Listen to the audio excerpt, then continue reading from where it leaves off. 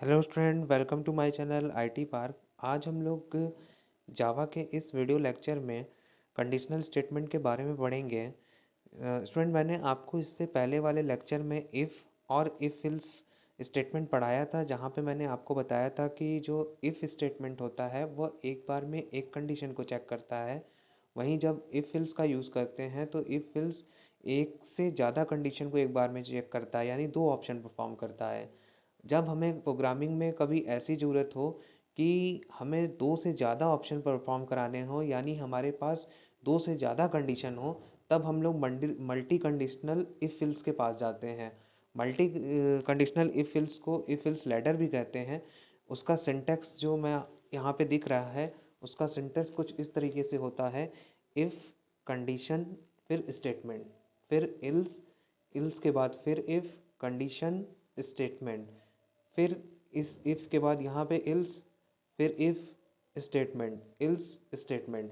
यानी जो मैंने आपको इफ़ इल्स पढ़ाया था उसमें मैंने ये बताया था कि जो इफ़ स्टेटमेंट होता है, इफ़ में यहाँ कंडीशन होती है और यहाँ पे स्टेटमेंट, और यहाँ पे इल्स स्टेटमेंट होता है। और यहाँ पे जो भी हमें स्टेटमेंट, ये मान लीजिए 1 है, ये स्टेटमेंट नंबर 2 है, तो जो स्टेटमेंट मुझे यहाँ पे लिखना होता था मैं यहाँ पे स्टेटमेंट में परफॉर्म करा देता था। बट जब ऐसा कुछ केस आ जाए कि इफ़ में कंडीशन चेक होते ही स्टेटमेंट 1 है, इल्स में आने पे स्टेटमेंट 2 को ना लिख के मैं फिर से यहाँ पे एक कंडीशन डाल दूँ, उस इस सिंटेक्स को हम लोग कहते हैं इफ इल्स लैडर। ठीक, तो स्टूडेंट यहीं पे देखिए, ये यहीं पे यही अरेंजमेंट है। इफ़ है, फिर यहाँ पे कंडीशन दिया हुआ है, कंडीशन के बाद उसने स्टेटमेंट ए को परफॉर्म कराया है, फिर इल्स में आने के बाद उसने कोई स्टेटमेंट परफॉर्म नहीं कराया है। जबकि इस वाले सिंटेक्स में यहाँ पे उसने इल्स में आते ही स्टेटमेंट 2 परफॉर्म कराया था। बट यहाँ मैंने स्टेटमेंट 2 को ना परफॉर्म करा के वहाँ पे स्टेटमेंट 2 की जगह इफ़ कंडीशन दे दी है। इफ़ कंडीशन लिखना भी एक तरह से स्टेटमेंट ही है, बट यहाँ पे ये वाला जो बंदा है ये नॉर्मल स्टेटमेंट है। यहाँ पे जब भी कंट्रोल आएगा तो फिर से कंडीशन चेक होती है। एक स्टूडेंट, तो यहाँ पे जो आपका सेकंड नंबर का कंडीशन पे आएगा, तो यहाँ पे फिर से कंडीशन चेक होगी। अगर कंडीशन ट्रू होती है तो स्टेटमेंट नंबर बी पे जाएगा, और यहाँ पे अगर कंडीशन फॉल्स होती है तो वो फिर इल्स में जाएगा। इल्स में आने के बाद उसे फिर से कंडीशन 3 मिलेगी, और फिर वो कंडीशन को चेक करेगा, स्टेटमेंट सी परफॉर्म करेगा। अगर यहाँ पे इसको कंडीशन फॉल्स मिलती है तो वो स्टेटमेंट नंबर डी पे चला जाएगा। तो जो ये वाला इल्स है हमारा, ये इल्स इससे एसोसिएट है, ये वाला इल्स इससे एसोसिएट है, ये वाला इल्स इससे एसोसिएट है। ठीक स्टूडेंट, तो यहाँ पे मैंने कुछ फ्लो चार्ट बनाया हुआ है कि कंडीशन अगर ट्रू होती है तो यहाँ स्टेटमेंट 1 पे जाएगा, नो पे कंडीशन 2 पे जाएगा। नो पे कंडीशन 2 पे जाने का मतलब वो इल्स में आएगा, इल्स में कंडीशन चेक करेगा, फिर वो स्टेटमेंट नंबर बी पे जाएगा। अगर कंडीशन यस होती है तो, फिर कंडीशन नो अगर फॉल्स होती है तो वो कंडीशन 3 पे जाएगा, यानी यहाँ पे इल्स के केस में ये कंडीशन फॉल्स हुई तो इल्स में आ गया। फिर कंडीशन 3 को चेक करेगा, अगर कंडीशन ट्रू तो स्टेटमेंट सी परफॉर्म होगा, नहीं तो फिर स्टेटमेंट डी परफॉर्म हो जाएगा कंडीशन के नो होने पे। और फिर यहाँ पे एक कंडीशन जो लिखी रही होगी, वो लिखा होगा कि यहाँ पे एक फ्री स्टेटमेंट लिखा होगा।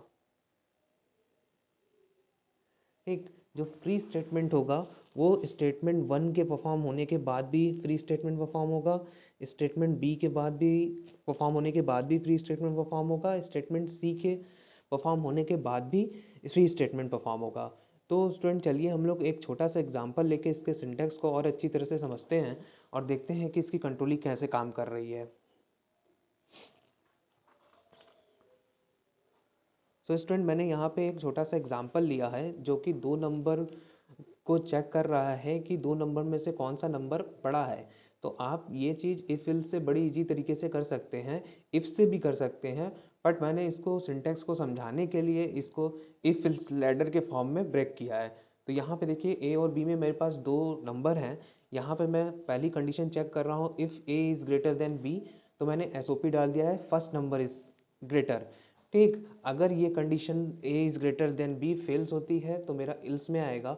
इल्स में आने के बाद फिर से वो एक कंडीशन चेक करेगा, क्योंकि अगर A is greater than B नहीं है तो इसका मतलब होगा कि आपके पास अभी दो ऑप्शन है कि हो सकता है बी बड़ा हो जाए ए से, बी इज ग्रेटर देन ए, या बी खुद इक्वल हो जाए ए के। तो दो कंडीशन अभी आपके पास बाकी है। तो आप यानी एक मल्टी कंडीशनल स्टेटमेंट है यहाँ पे, यानी एक कंडीशन के फॉल्स हो जाने के बाद दूसरी कंडीशन अपने आप ट्रू नहीं हो पाएगी। यहाँ पे B A is greater than B है, तो इल्स में आपको आके चेक करना पड़ेगा क्या बी खुद ए के बराबर तो नहीं है। अगर ये कंडीशन ट्रू होती है तो सेकंड इज ग्रेटर। अगर ये भी कंडीशन फॉल्स हो जाती है, यानी ये कंडीशन भी फॉल्स, ये कंडीशन भी फॉल्स, तो जो इल्स वाला है वो डेफिनेटली ट्रू होगा, यानी कि दोनों आपस में इक्वल हो जाएंगे।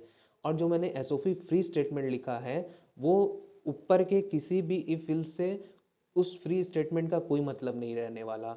यानी चाहे ये ए ग्रेटर हो बी से या बी ग्रेटर हो ए से, ये फ्री स्टेटमेंट की जगह अगर कुछ लिखा है, यहाँ पे आप अपना नाम भी लिखते हैं, तो यहाँ पे ए चाहे बी के बड़ा हो या बी ए से बड़ा हो या दोनों आपस में बराबर हो, ये फ्री स्टेटमेंट हर केस में परफॉर्म होगा।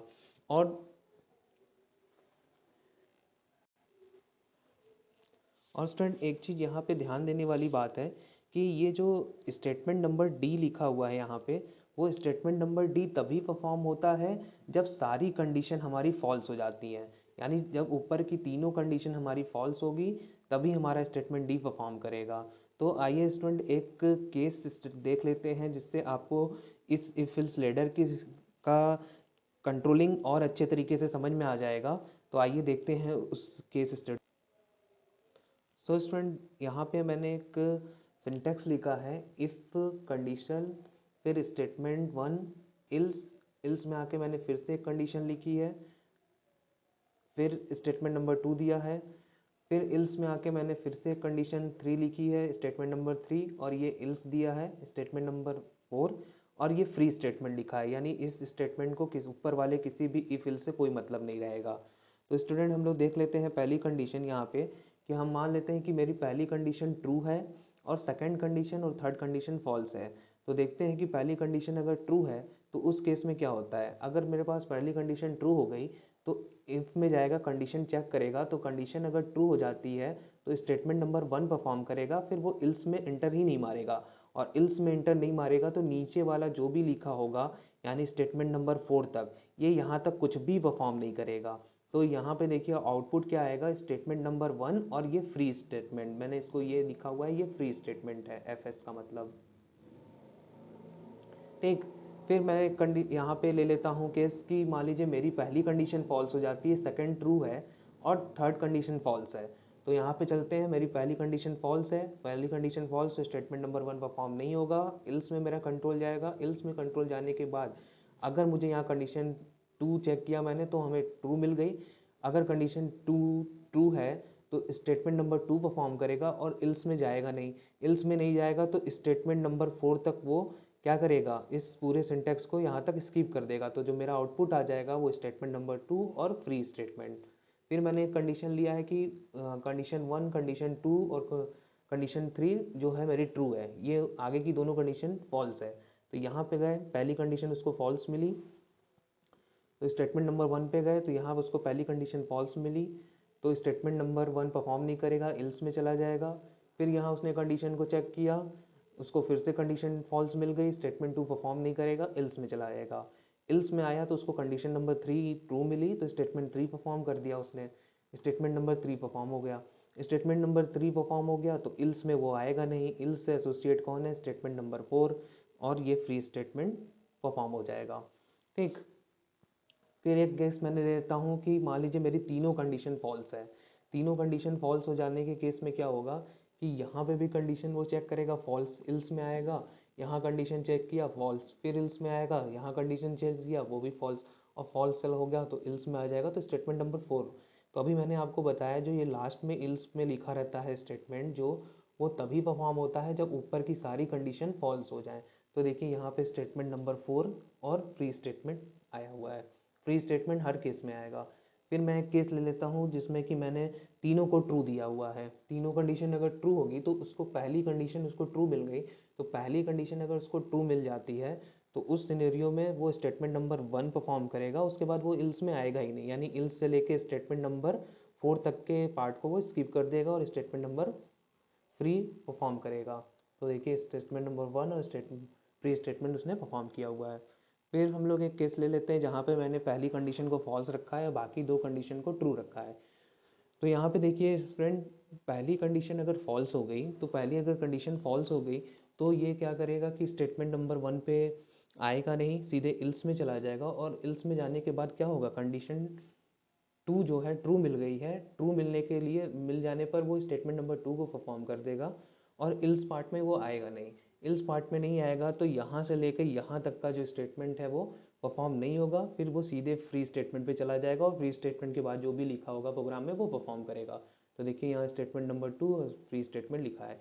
यहीं पे मैं एक केस और बना सकता हूँ, यहाँ पे मैं इसको फॉल्स रख देता हूँ, इसको भी फॉल्स रख देता हूँ और इसको ट्रू रख देता हूँ। ठीक, तो देखिए उस केस में क्या होता है। तो पहली कंडीशन फॉल्स मेरी, पहली कंडीशन अगर फॉल्स हो गई तो इल्स में आया, इल्स में फिर से कंडीशन चेक किया, फॉल्स हो गई, फॉल्स हो गई तो फिर से इल्स आया में आया, इल्स में आया तो कंडीशन यहाँ इफ में इसको ट्रू मिल गई, तो ट्रू मिल गई तो स्टेटमेंट नंबर 3 परफॉर्म करेगा और स्टेटमेंट नंबर 3 परफॉर्म कर देगा। और हमारी ये थर्ड कंडीशन ट्रू मिली है तो इल्स में जाएगा नहीं, यानी इल्स और स्टेटमेंट नंबर 4 को स्किप किया, सीधे फ्री स्टेटमेंट पे आ गया। ठीक, तो ये फ्री स्टेटमेंट पे आ गया। तो इस तरह इस इफ एल्स लैडर की कंट्रोलिंग होती है। आई होप आपको समझ में आया होगा। अब इसके आगे मैं और इससे रिलेटेड कुछ अच्छे अच्छे एग्जाम्पल ले आऊँगा, क्वेश्चन कराऊँगा, क्योंकि इफ एल्स लैडर से रिलेटेड बहुत अच्छे अच्छे क्वेश्चन हैं। तो मैं करीब इस पे 10 क्वेश्चन कराऊँगा आपको प्रैक्टिस के लिए। तो स्टूडेंट, आपको इसी तरह के लेक्चर को मिलता रहे, इसके लिए प्लीज़ मेरे चैनल को सब्सक्राइब कीजिए। So good luck.